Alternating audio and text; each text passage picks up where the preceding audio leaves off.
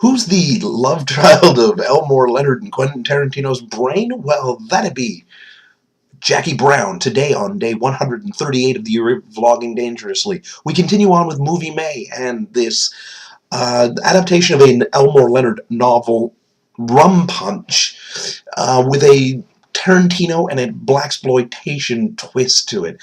Now, Elmore Leonard is known for his very twisty, very noir, very stylized novels that have made a few movies of late. I own a few movies based on them, actually.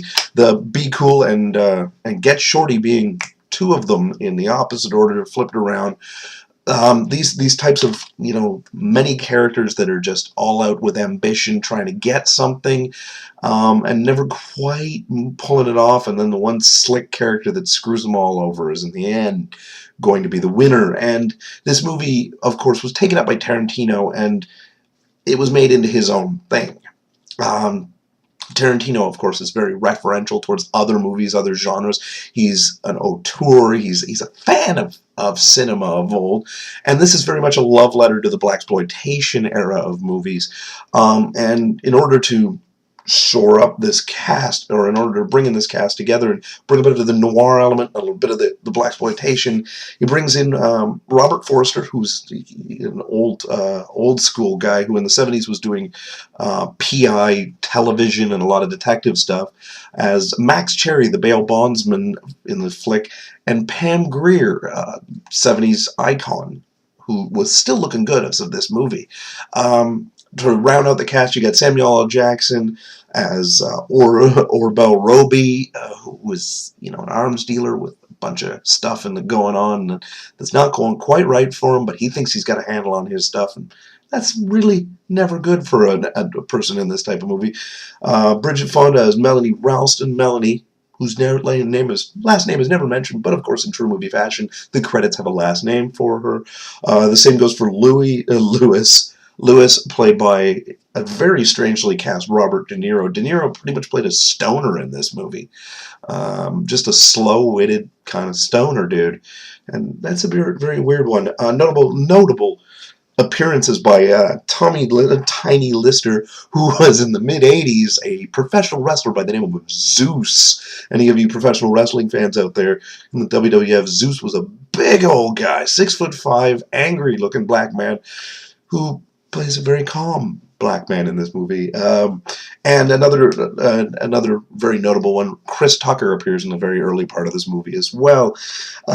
It's very much a character study. As a lot of Elmore's things go, it's about the characters. It's not about anything else that goes on. It's about the deception, the twistiness, the characters, their motivations, how they play off of each other, how they twist each other about. There is blood and violence. There is killing. There's backstabbing. There's deception. And there's $500,000 of arms dealer money on the line in this twisty little bastard of a movie, and I love it.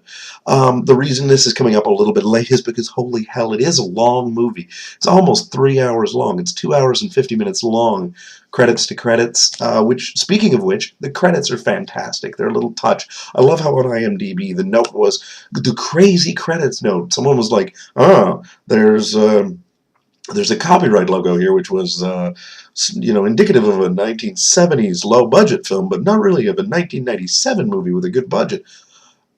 Yeah, that's the point. The whole stylization of the movie was set around that 1970s kind of vibe, even though it was in the very modern day. And of course, it would not be a Tarantino movie or a review of a Tarantino movie if I didn't talk about the fan-bloody-tastic soundtrack. This movie has a very good funkadelic soundtrack, like funk everywhere, and good music, too. That's one thing I gotta love Tarantino for. He's got an ear, not only for good music, but music that suits the scene perfectly, or the character, or gives them a twist that you wouldn't imagine they had. And that's why I love movies like this. His movies especially, because they've got that good aesthetic to them. They stick to it. They go all for it. And at the same time, they surprise you every once in a while, and that's a good thing, too. And I forgot, of course, Michael Keaton makes an appearance as well in this movie as an ATF agent. I cannot understate the Michael Keaton role. Michael Keaton's great in this kind of movie. In any kind of movie, Michael Keaton is a good actor, except Batman. fuck Michael Keaton in Batman. I'm sorry. Shitty Batman, decent Bruce Wayne, but he didn't bring anything to the table that I really wanted from a Batman movie, so fuck him. Anyway, that was me ranting about Batman in a review of Jackie Brown. So I think I'm going to go because my throat is killing me. It's late at night. I should probably go to sleep. I, as usual, have been the Serial Killer. If you've got questions, comments, concerns, or death threats, you know where to put them. Put them in the comment section below. And I'll see you all tomorrow.